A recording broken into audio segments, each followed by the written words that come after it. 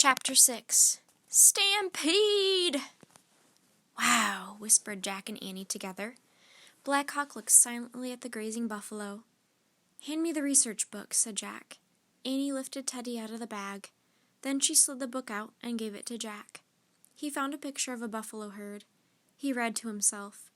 The true name of the buffalo is bison. At the beginning of the 1800s, there were 40 million bison on the Great Plains. 100 years later, there were less than 300. Almost all had been killed by white hunters and soldiers. Jack looked back at the vast herd.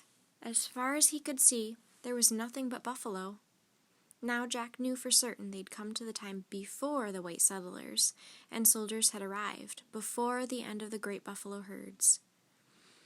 I have been on many hunts, Black Hawk said, his eyes still on the buffalo. Were you scared? Said Jack. Black Hawk shook his head. You're really brave, said Annie. Black Hawk smiled proudly. I will show you how a brave hunter moves, he said. He slid off his pony. Wait, your grandmother said not to hunt, said Annie. Plus you don't have your wild wolf suit. I'm not afraid, said Black Hawk. I don't think you should go down there, said Jack. There's no grown-ups around. But Black Hawk wasn't listening. He began creeping on all fours toward the buffalo. I have a feeling something bad is going to happen, said Annie. Jack had the same feeling. He looked back at the book. A bison can weigh 2,000 pounds and stand 6 feet high. If one becomes alarmed by a hunter, he might start running and set off a terrifying stampede. Jack looked back at Black Hawk. He was creeping closer and closer to the herd. Jack's heart pounded. He wanted to shout, "Come back!" But he didn't want to scare any of the huge, fierce-looking animals. Keeping his eyes on Black Hawk, Jack handed the Plains book to Annie. She slid it back into the bag beside Teddy. Black Hawk stopped just as he was passing the nearest buffalo. His eyes squeezed shut, his nose wrinkled up, his mouth opened. What's he doing? Asked Jack.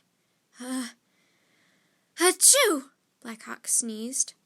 Uh-oh, said Annie. The huge buffalo jerked its head up. It made a low moaning sound. Then it pointed its horns and charged. Watch out! Cried Jack. Black Hawk threw himself out of the way of the charging buffalo.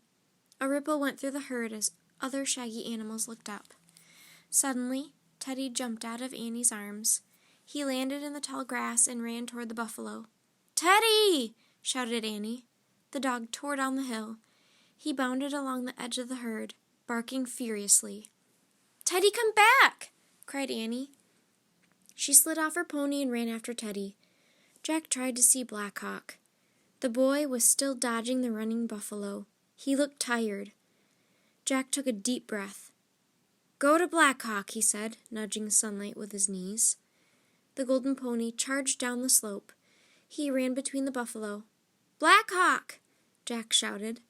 Black Hawk started running toward Sunlight. The buffalo swerved behind him. Sunlight slowed as Black Hawk got near. The boy threw himself over the golden pony's back. He held on to Jack as Sunlight veered away from the buffalo and ran back up the slope. Where's Annie? Jack cried as they reached the top. There, said Black Hawk, pointing. Annie was surrounded by buffalo, calm buffalo. She was patting them and talking to them.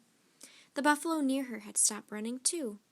The one beyond those started to calm down, then others, until all the buffalo had stopped running. They began grazing again, as if nothing had happened.